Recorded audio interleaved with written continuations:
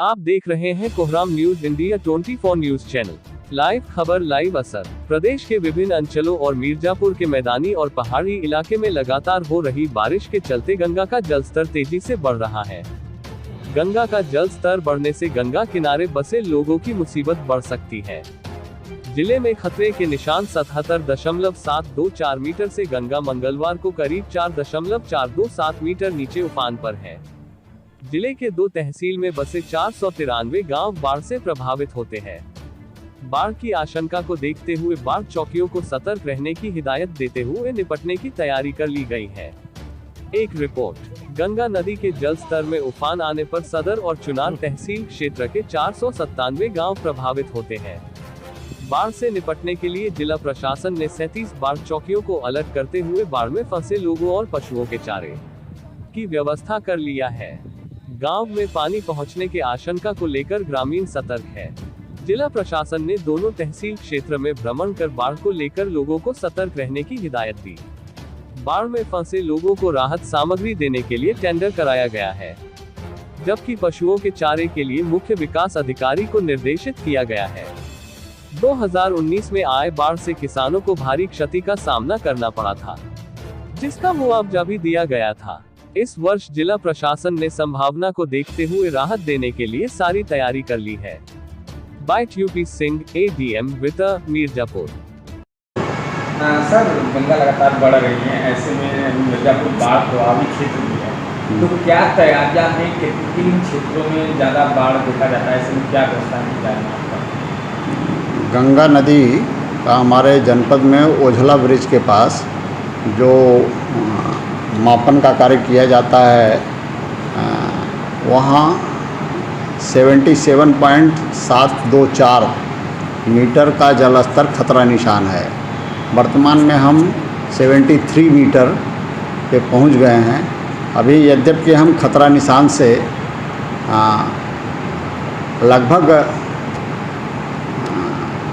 4.724 metre जो है नीचे हैं, लेकिन पानी जो है अब पेटा नदी के पेटे का जलस्तर भर करके बाहर की तरफ फैलना शुरू हो गया है। हमने बाढ़ की तैयारियां सब कर रखी हैं। जैसे ही ये गति और आगे बढ़ता है तो खेतों में पहले पानी भरेगा और उसके बाद खतरा निशान पहुंचने तक गाँव में पहुंचना शुरू हो जाएगा, लोगों की बस्तियों में पहुंचना शुरू हो जाएगा।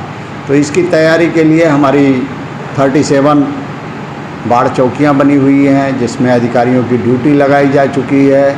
हम सभी तरह से हमने टेंडर कर रखा है।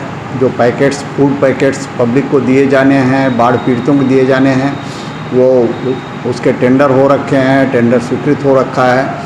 तो हमारी सारी व्यवस्था है। इसके अलावा भूसे की व्यवस्था के लिए CBO को निर्देश दे दिए गए हैं।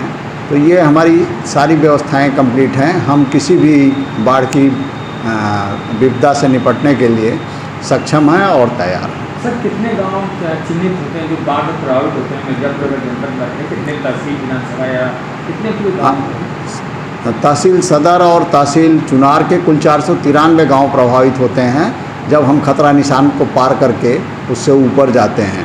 पिछली जो बाढ़ आई थी उसमें हमारे इतने गांव प्रभावित हुए थे 2019 में, और उसमें हमें जो कृषि की क्षति बहुत ज़्यादा अधिक हुई थी और उसमें हम लोग को राहत भी वितरण करना पड़ा था बड़े पैमाने पर। तो हम उसके लिए तैयार हैं। अगर कोई होगा तो साथ ही साथ सर्वे भी होगा, क्योंकि गंगा के किनारे जो हमारा कछार है, एरिया है, उसमें सब्जी की खेती बड़े पैमाने पर होती है और वर्तमान में सब्जियां सब लगी हुई हैं। तो अगर बाढ़ बढ़ती है तो उससे सब्जियों के नुकसान संभावित है। सर, बाढ़ गंगा किनारे लोग रहते हैं, बाढ़ में कुछ कारण कटान होता है, लोग अभी भी हैं, तो ऐसे में उन लोगों को क्या कोई निर्देश दिए हैं खाली करने के लिए या कोई? नहीं, कोई हमारे जनपद में ऐसा कटान क्षेत्र नहीं है। खेतों के कटान हो रहे हैं, लेकिन आवासीय बस्तियों के कटान का कोई स्थान नहीं है। मिर्जापुर शहर में जो डिस्ट्रिक्ट मजिस्ट्रेट का आवास है या उसके अगल बगल के सरकारी आवास हैं, वहाँ कटान से बचाने के लिए सिंचाई विभाग द्वारा काफ़ी काम कराए गए हैं। पत्थर की बोल्डर्स लगाए गए हैं। तो फिलहाल हम मुतमईन हैं कि इस बार बाढ़ में कहीं कोई कटान नहीं होगा। इस तरह का खेतों का कटान होगा तो उसको देखा जाएगा कि खेतों के स्तर पर